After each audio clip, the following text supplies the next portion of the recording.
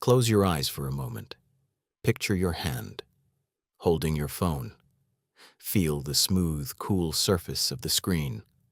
We touch glass a dozen times a day without a second thought. It's so common, so fragile. But what if I told you this delicate material was once more valuable than gold, that empires rose and fell over the secret of its creation? This is the paradox of glass, incredibly brittle, yet powerful enough to shape our world. And the story begins not in a modern laboratory, but in the fiery heart of a lagoon in Venice. This isn't just a history lesson. It's about how a single secret, guarded by a handful of people, can change everything. And understanding this changes how you see the world outside your own window. The story of glass begins with an accident. Thousands of years ago, along the sandy coasts of ancient Mesopotamia, traders built a fire on the beach. They used blocks of natron, a natural salt, to support their cooking pots. The fire burned hot, incredibly hot, and when the embers cooled, they discovered something miraculous in the ashes. The intense heat had fused the sand and the natron into a hard, shiny substance.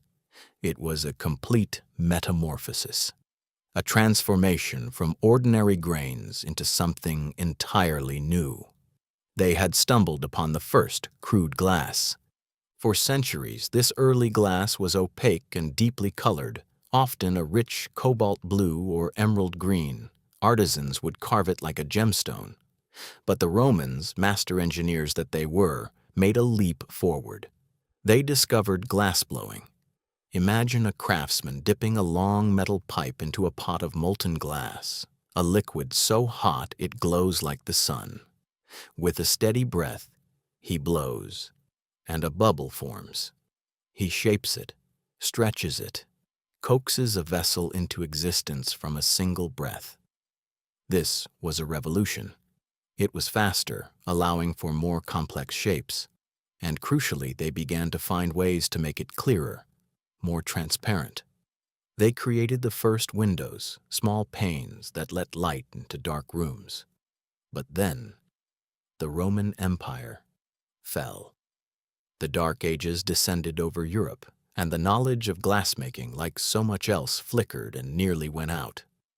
The light was fading, but it was about to find a new home in the most unlikely of places. That new home was Venice, a city built on water, a bridge between the East and the West. By the 13th century, Venice was a wealthy trading power, but it was a city of wood, built on wooden pilings, crowded with wooden buildings. And glassmaking requires furnaces that burn at terrifying temperatures. Fires were a constant, devastating threat. So in 1291, the Venetian Senate issued a decree that would change history. They ordered every glassmaker, every furnace, every workshop to move. Their destination was Murano, a small island in the lagoon. Officially, it was for safety. But the real reason was control. This was the creation of the world's first industrial secret-keeping system. On Murano, the glassmakers lived in a strange duality. They were prisoners of the state, forbidden from leaving the island.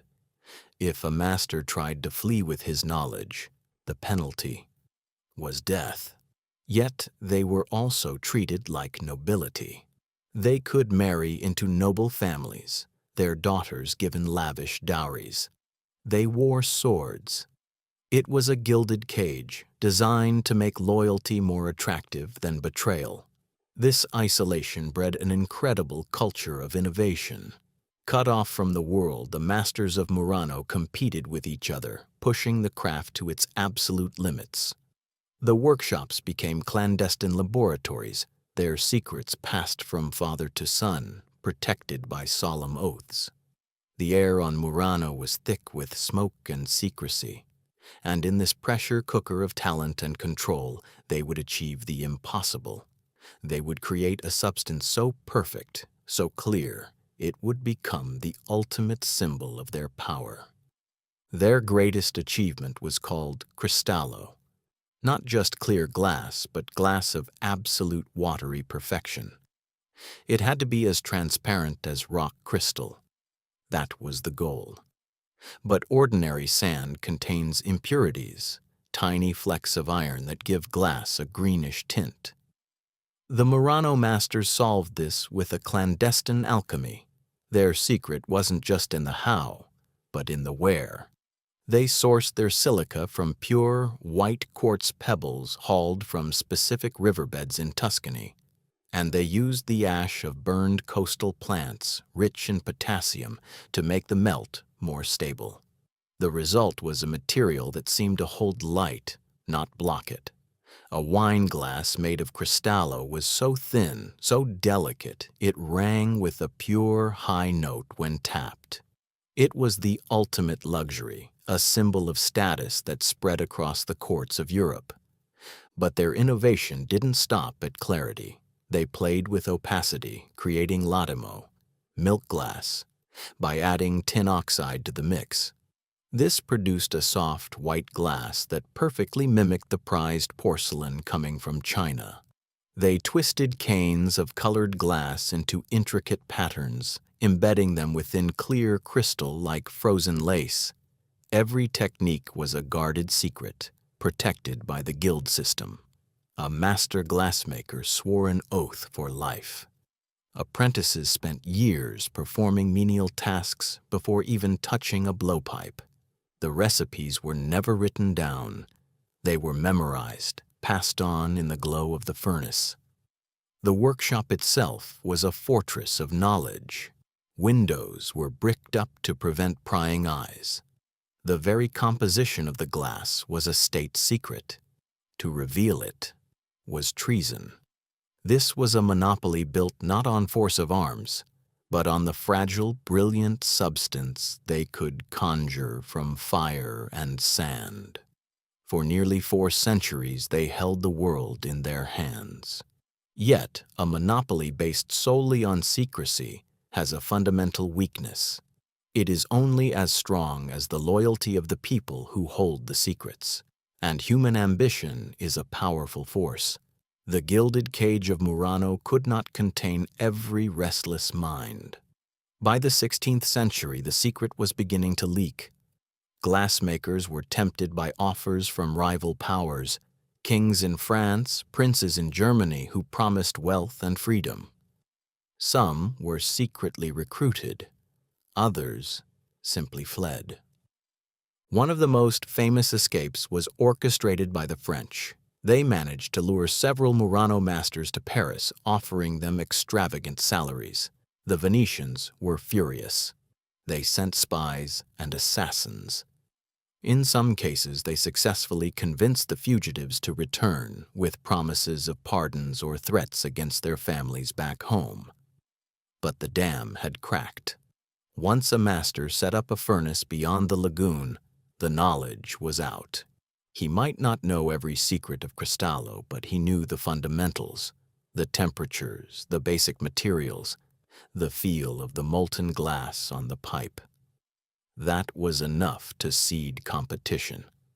Soon, new centers of glassmaking emerged. In the forests of Bohemia, craftsmen used local potash to create a different kind of glass, slightly thicker, more durable, and brilliant for engraving. In England, the invention of coal-fired furnaces led to the production of stronger crown glass for windows.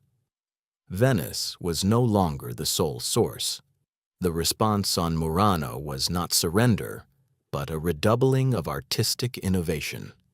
They moved further into the realm of the spectacular, creating chandeliers of breathtaking complexity, glass that twisted like ribbons, pieces that were less about function and more about pure, astonishing art. They were fighting a rearguard action, trading absolute technical monopoly for unmatched aesthetic prestige. The empire of glass was no longer a single-walled island. It had become a continent, and the secrets were now carried on the wind. So the secret was out. The monopoly was broken. But this was not the end of glass's power. This was, in fact, the beginning of its true reign, because now this material of luxury and art was freed. It began a slow, profound journey from the palaces of kings into the hands of scientists, and then into the very fabric of daily life. It started to change not just what we owned, but how we saw the world itself. First, it changed our view of the cosmos. In the early 1600s, in Padua, a man named Galileo Galilei heard about a new Dutch invention, a spyglass. He obtained some high-quality Venetian glass, ground and polished the lenses himself, and pointed his improved telescope at the night sky. What he saw shattered the ancient view of the universe. The moon was not a perfect sphere, but a world of mountains and shadows. Jupiter had moons of its own, circling it like a miniature solar system.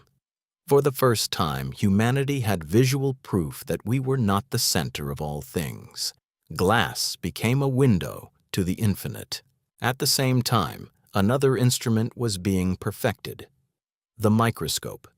Using the same principles of ground glass lenses, scientists like Antony van Leeuwenhoek peered into a drop of water. And there, he discovered a teeming, hidden universe. He saw single-celled organisms, bacteria, the intricate structure of a flea's leg. The invisible world was suddenly stunningly visible.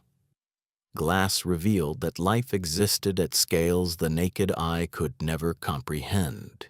It was a bridge between the unimaginably large and the invisibly small. And then there was light itself.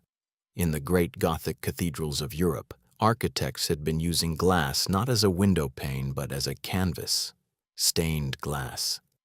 They transformed sunlight into narrative, deep blues from cobalt, radiant reds from gold, brilliant yellows. The light streaming through these windows wasn't just illumination. It was theology made visible, a divine spectacle that told the stories of the Bible to a largely illiterate population. The cathedral was a vessel of colored light, and glass was its soul. Finally, glass began to control the climate. The orangeries and greenhouses of the 17th century used large panes of glass to trap the sun's heat, creating artificial summer in the middle of winter. This allowed botanists to study exotic plants from across the globe, to experiment with crossbreeding, to accelerate the science of biology. A simple pane of glass became a tool to defy the seasons, to expand the very boundaries of the natural world. So, from the stars to the cell, from divine light to controlled ecosystems, glass had ceased to be a mere ornament. It had become the essential medium through which humanity expanded its understanding of reality. And this brings us to today, to the device in your hand. Because the journey of glass did not end with microscopes and greenhouses. It underwent another silent metamorphosis. It became invisible. It became the nervous system of our modern world. Consider the internet. How does a video, a message, a financial transaction travel across oceans in milliseconds? Through threads of glass so pure, so flawless, they make Venetian cristallo look cloudy. Fiber-optic cables. A single strand is thinner than a human hair. Inside, light pulses travel, carrying unimaginable amounts of information. These glass fibers are the global circulatory system for data, and they work because of glass's unique property, its ability to bend light, to guide it without letting it escape. The entire digital age, our connectedness, our knowledge, our economy, flows through these fragile threads of glass. Now look at your smartphone screen. It is not just a piece of glass, it is a sophisticated engineered surface. It is fortified, chemically treated to resist scratches. But more magically, it is capacitive. It responds to the electrical touch of your finger. This glass is a two-way membrane. It displays a universe of information, and it accepts your commands. It is a window you can talk to, and beneath that screen and inside every computer are the silicon chips that process everything. And how are these microscopic circuits made? Using photolithography, a process that involves projecting light through incredibly precise glass masks onto silicon wafers. The most advanced manufacturing in human history still relies on the manipulation of light through perfect glass. Even in medicine, the legacy continues.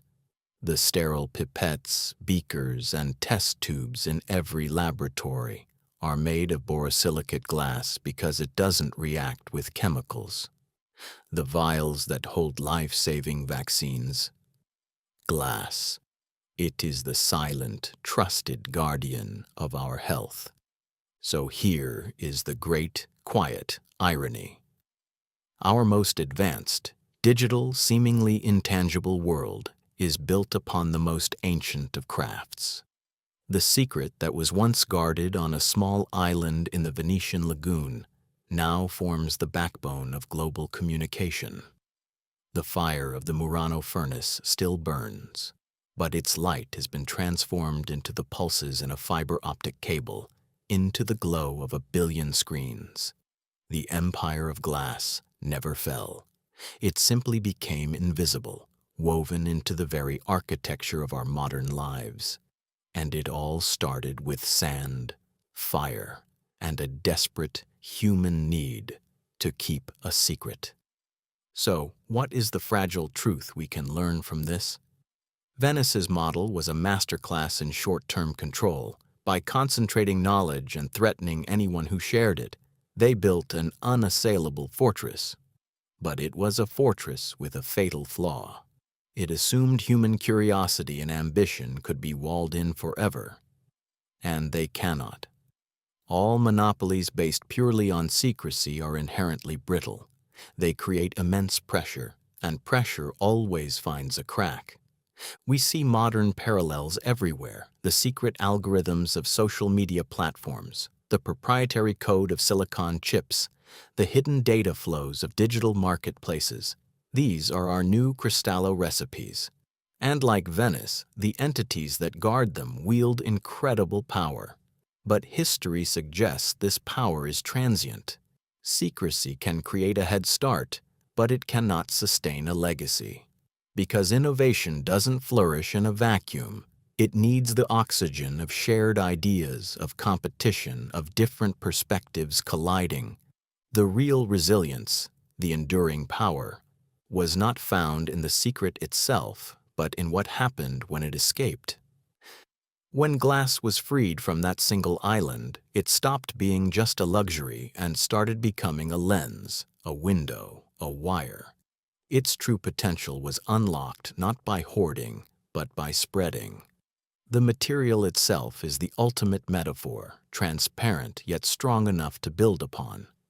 It suggests that the most powerful structures are not those hidden in shadow, but those that let the light through. Let's crystallize 5 key words from our journey. Metamorphosis, that profound transformation, like sand becoming glass.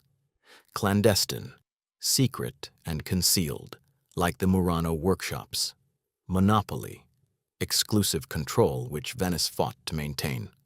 Brittle, hard but easily broken, describing both glass and secret empires. And resilience, the strength to adapt and endure, which glass found when its secrets were shared. So, my curious friends, from the fiery heart of Venice to the silent pulse of fiber optics, glass is a bridge between worlds. It asks us to look closer at the ordinary objects around us, to see the extraordinary history they contain. If you enjoyed this journey into the hidden architecture of our world, consider subscribing.